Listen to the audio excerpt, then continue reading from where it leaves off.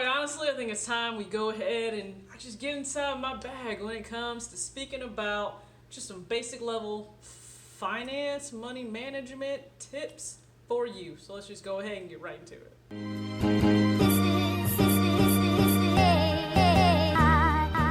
What's up, everybody? It's your girl TJ, back with another video talks with TJ, aka TJ Two Swoosh Chains. I am back with a video, and you know what? It has nothing to do with pickups, but it's gonna help you with pickups. And that's right, you guys know that I love the money management spin of things. That's what I bring to my channel and to this community, and that's exactly what I want to focus on. Just like the title, there are ways that you can go ahead and build your credit using sneakers or actually anything else that you love, but I want to kind of dive into the smart way, or the way I would recommend you do this to kind of circumvent that bad human nature.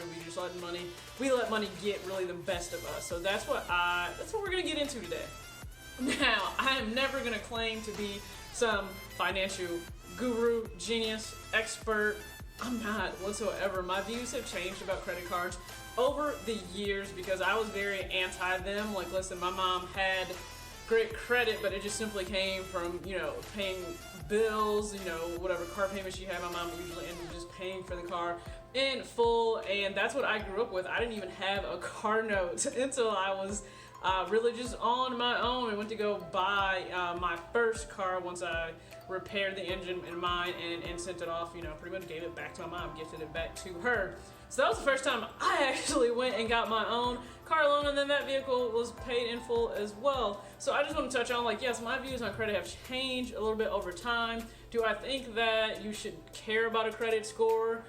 I'm gonna be honest with you, it's really yes and no. It just really depends on the camp that you can be in. So if you are extremely liquid with cash assets, you may not care about your credit score, because a line of credit is not something that you need when you can dish out the cold hard cash for deposits on the spot, no matter what it is. If it's a cell phone, if it's a vehicle, if it's a down payment for a home, you may not quite frankly care about the credit. The interest doesn't bother you if you have those funds available. By all means, you can do you. That's actually one way that I used to think and didn't really care about it, if you have the cash to do things. Now, if you want to look at the masses of people, most just aren't going to be in that position, right? Some line of credit is going to need to be used. That's actually how our money system works. It runs well on the fact that we are leveraging different things. We are borrowing, we are lending. That's how the whole banking system works. So for it to flow efficiently, you kind of actually do end up needing people to borrow money. Now, that's when your credit score does come into play.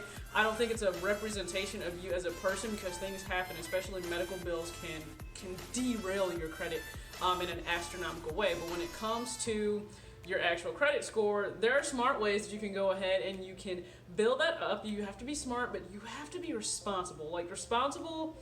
Responsibility is the key when it comes to that. I'm just going to say that because that credit card can get you into so much trouble. But if you have a higher credit score, once you start reaching that 750 and above, it allows you to get things at a greater interest rate, which means less money over time that you have to spend, and you have more options, right? I have seen the effects based on personal stories that I hear daily from people whose credit is shot, and they are dealing with $600-700 car payments on cars that are crap. They're not luxury, they're not premium, but that's what you're stuck with. You're then at the mercy of the bank if you have really shoddy credit, and that's what you don't want to have.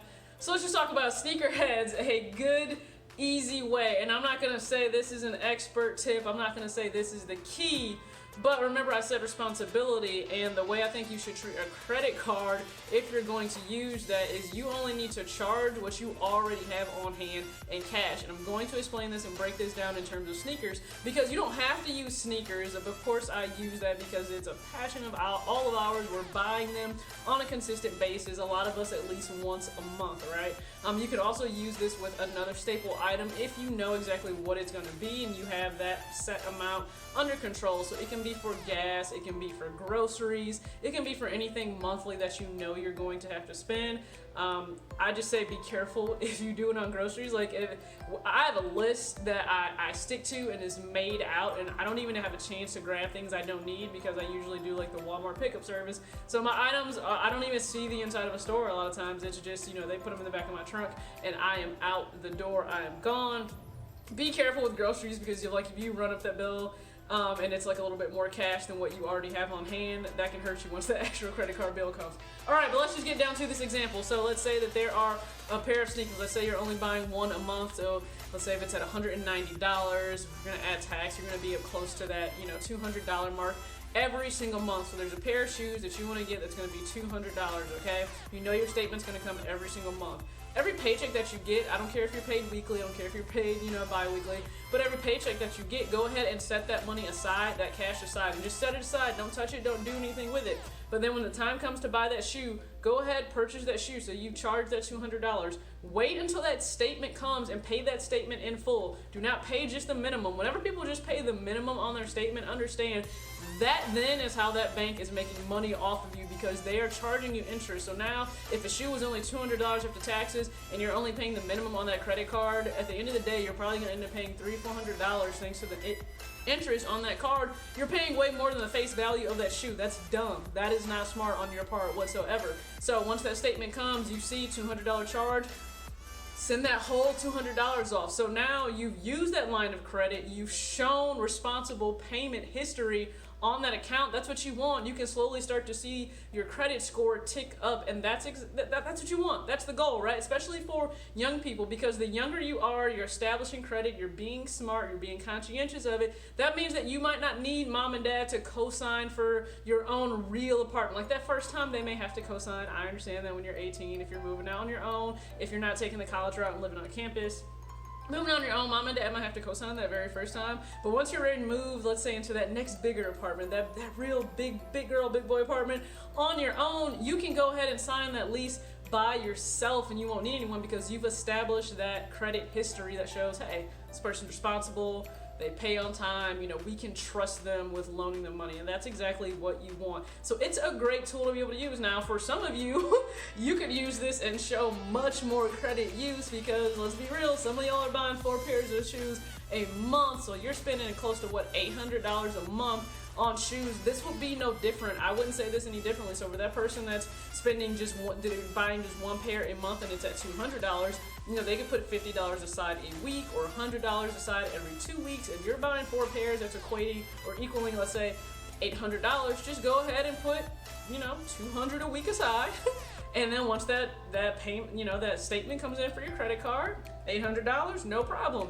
You send that whole $800 check off to them, you see that credit score continue to go up, and I think that's a great way to get what you want now, but help your future self out, because you don't need the credit usually right now. It's in the future when you need the credit. It's in the future when it's time for you to upgrade your car's literally about to break down, you want to get a new vehicle, you want to, get into your first home, you're looking to get a mortgage. That's when that credit matters. So I hope that this helps. It's nothing groundbreaking, right? Money management itself isn't groundbreaking. It just takes a little planning. It just takes a little know-how. And I don't think this is stuff that we were taught in school. I think it's just a piss poor example of our educational system here in this country. But hopefully this is something that helps you. If this is something that you already do within your own household, let me know in the comment section. If this is something you never really thought about in terms of building credit, then go ahead. Do you think you'll use this? Because just using your card for everything, I don't recommend, because human nature is to be careless, reckless, to not be conscientious of what you're charging, and then once the statement comes, then you're looking like, oh shit, how am I going to pay this, versus having a deliberate, specific use for that card and absolutely nothing else, I think is a good way to be. So hopefully you guys enjoyed this video. I told you I am in my bag right now when it comes to, trying to get some financial content on this channel. That's what differentiates me, and I hope that you guys appreciate it, love it, and rock with it. And as always, peace out.